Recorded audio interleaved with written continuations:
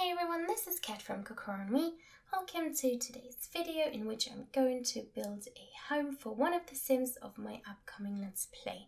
This Sim is basically going to live alone in this home so it can cater for a maximum of 2 Sims, and that's just because the bedroom will basically have a double bed so 2 Sims can sleep here at the same time.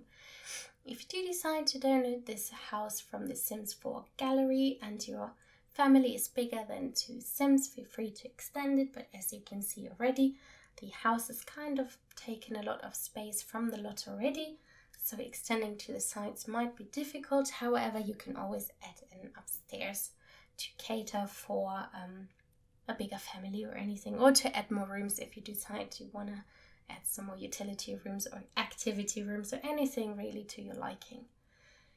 The lot is called Bedlington Boathouse, and before there was a pre-built home placed, which I have just bulldozed, but because I quite like its location and its name, I decided to kind of create my own little boathouse, but this time it will be facing the beach. The house that was there before had its front door towards the road, but the road is somewhat separated from the lot with a massive wall. So your Sim or any visitor basically have to walk towards the beach anyways and then kind of walk up the hill again and would enter through the back door, I guess. So I just decided to flip it. On a positive side as well, if the front door is facing towards the beach and the veranda is kind of at the front and side, it's quite nice in the evening, I guess, when the sun goes down and you can sit in your veranda and basically watch the sky, watch the beach, and kind of have a nice atmosphere. And I thought that's a nicer view than looking at a road with lots of cars, kind of. At the moment we are figuring out the floor plan. I didn't really know how many rooms I wanted in this house, but as you can see, it's not going to be too many.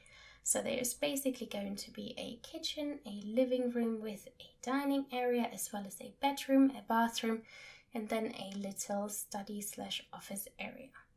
I decided to give the office another door towards the veranda just because I thought maybe if you're working late and you need to clear your head a little bit, you can just quickly go outside and kind of sit on the furniture there and clear your mind basically, which is something I'd like to do right now because this is about the 100th time I'm recording this voice over and I'm already losing my voice a little bit, but today is just not my day.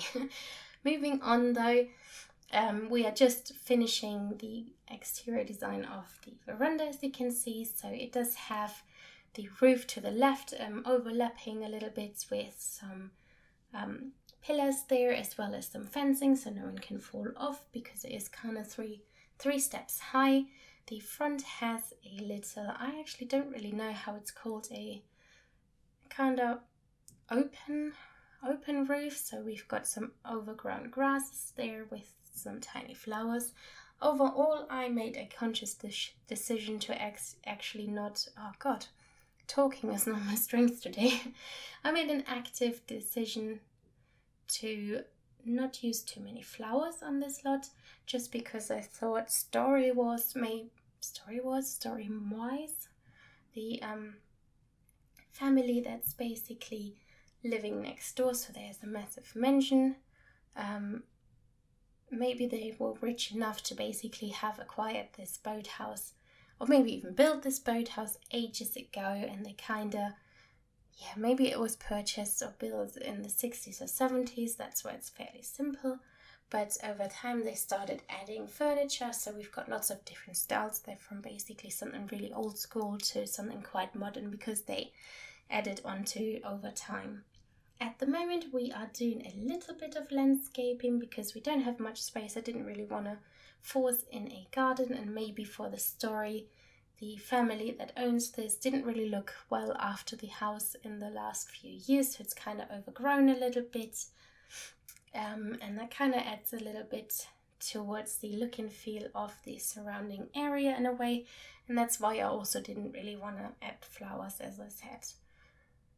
In the end, we will have a little fence around though, I think, but not a massive one, kind of just a small, maybe 1 or 2 feet high stone wall in a way. So nothing major, but something to kind of keep it kind of contained a little bit.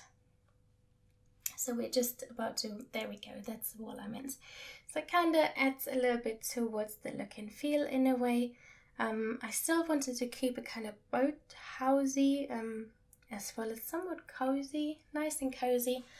I did add those garden lights, which I really liked for the veranda, even though I kind of hack and slashed this item and you can't really see the pole that was there before, so it kind of looks like it's hanging off the ceiling, but I do really love that for the veranda. It kind of gives it a very cozy look and feel. And yeah, if we do place a nice table with some comfy chairs there, right next to the door, as I said, to the office. So yeah, if you do need to clear your head or anything in the afternoon, oh my god, I'd love to do that right now. So the veranda overall is kind of cutish, so it has some flowers, some candles, it has those lamps hanging down, lots of plants. It's kind of, that's where the flowers are basically coming from. So someone that lives in there actively has to kind of water the plants and all that. But overall I think the veranda is quite nice in a way, so it's cozy. We do have a bench in the beginning, a garden house, so it kind of feels a bit like a family holiday home or something like this. Well, maybe not family because not many people can stay there, but somewhat of a, how would you call it, like a little garden home, I guess, although it's not too little, it's kind of medium sized. But yeah, it is what it is. So we're now moving on to the interior design of it. In the beginning I wasn't really sure what I wanted in each room, so I actually placed the kitchen into the office area and then decided it's actually not really working there. It's kind of, I don't know, it didn't do it for me. The space how I used it there basically made me not be able to use the opposite side of it in a way. So I decided to erase everything and kind of place the kitchen in the entrance area, because we can basically fill a full wall with counters as well as go around the corner and then have the opposite as well. So the kitchen is fairly big in the end, I think, but we also do have lots of space there, lots of items. I kind of wanted this country house look and feel, so the counters that are there, maybe the kitchen is actually one of the oldest parts in this house, so I wanted to give it kind of like a homely little feel, make it look a bit more ancient than the rest of the house, because I guess people don't buy kitchens too much, or I guess you buy them maybe every 10 to 15 years or anything. So my parents did build a house, oh god, about 10 years ago, maybe even more, and they still have the same kitchen. So basically when they built the house they bought this kitchen and it's still there. It might even be 15 years or something, but yeah, they're supposed to last for quite a long time. So I decided to keep that kind of the oldest look and feel, if that makes sense. And it's, yeah, I do have a thing for placing the sink in front of the window, because I guess if you are just about to, I don't know, wash the dishes or anything like this by hand, I guess at least you can get some entertainment by looking outside of the window, looking at birds or anything, rather than looking at the wall in a way. So currently we are adding lots of decorations there.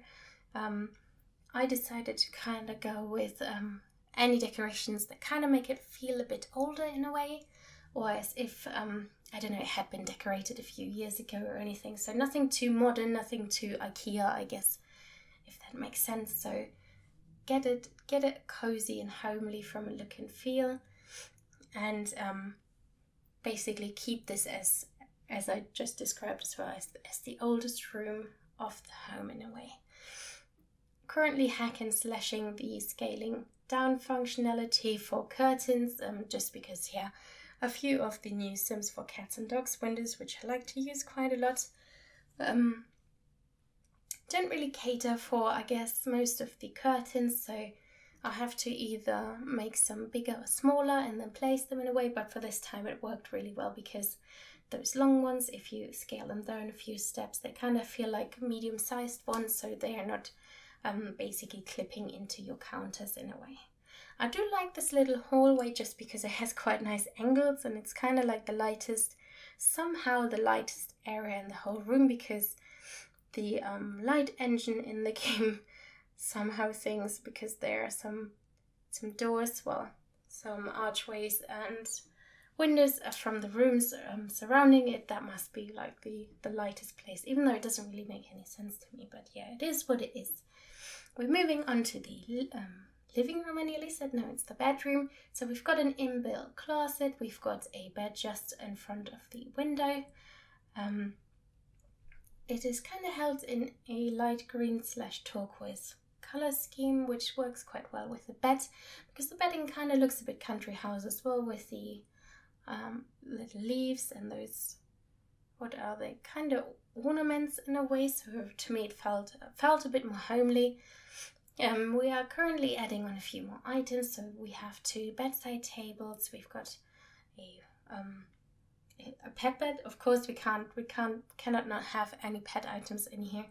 But yeah, the inbuilt closet kind of creates a nice little space for another drawer in a way. And I really like the Sims for Cats and Dogs drawer, just because it kind of has glass door, so you can look into it, and kind of it's the only one that kind of doesn't feel too I guess too empty in a way, because most of them are just surfaces, so that feels a bit more homely. The bedroom does have an ensuite bathroom, and that's the only way, sadly, to enter this. But I thought, because there's only one Sim that's going to be in there most of the times, we can just do that.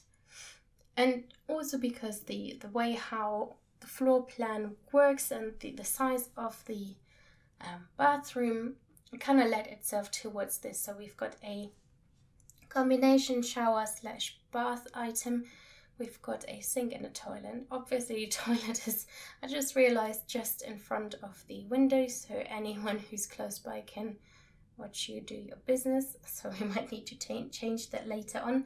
But yeah, I've already tested the lot, and basically the kitchen works, even though there's the door there. The toilet works, as well as the bathtub / shower, even though it also has kind of like a plant, 2 plants on each side kind of thing. So it does still work, and that's great. Moving on to the little office, I quite like placing the computer desk facing the window, just because, well, it's, I guess from a health point of view, it's not the nicest thing, because you're looking at your screen and then you will get all the light that comes through the window. But I do like it still, because you can look outside and you can see a bit of green, and apparently green as a background is quite nice for you. So at first I started off with something quite modern. I've never really used this desk, but then decided to just go with a fairly IKEA-ish looking one, just to kind of get the contrast between all those rooms. So I thought maybe the office is the room that's been furnished the last, just because back in the days, I guess, you didn't really have any computer rooms. You might have had offices in a way, but maybe that was something else, or storage or anything like this. They just decided to refurbish to an office in a way. So the bookcase, or the bookshelf, kind of looks very modern with its lots of little sub-shelves and all that, and those angles in a way. I still thought it might be quite nice to add a sofa into the office, so we're going to do this at some point, just so, yeah, I guess it feels a bit more cozy. And if you want to read a book or anything, because there is quite a large bookcase, you have a comfy spot to do that. As you may notice, my Sim is kind of, I guess, interested in writing. That's part of the story, but I'm not going to say too much at this point. So keep the tension coming, kind of thing. So yeah, the Sim will use this room quite a lot, but I will just shut up and not say much more. Using Sims for Cats and Dogs items once again. Really love the sofa, and of course it does have the country house look and feel, but I just love how it has lots of pillows there, and most of the Sims 4 sofas kind of feel a bit empty and sparse, so that works really well. The whole look and feel for the living room is kind of an apricot color, so we got the big curtains there that work really well, and basically it's a small living room, but we've got everything we need in there, and we've got a dining table even. In the beginning I decided to kind of put the dining table into the kitchen, but it didn't really work, and I wasn't sure if that's a nice place. You kind of open the door and you're like standing in front of a chair, so I didn't like it too much. In the end, all we're doing, because I like to have base flooring and wallpaper, I just decided to add a few more color into every single room, because now I know what it is about. But yeah, this is basically the Boathouse build. It's nice and comfy, it's cozy. It has basically old items and new items, quite a lot of mixtures in there, so kind of adds to the feel of it. I do quite like the kitchen and the veranda. I think those are my two favorite areas in there. But yeah, that's the Boathouse. So thank you for watching. I hope you enjoyed the video, and see you tomorrow. Bye bye.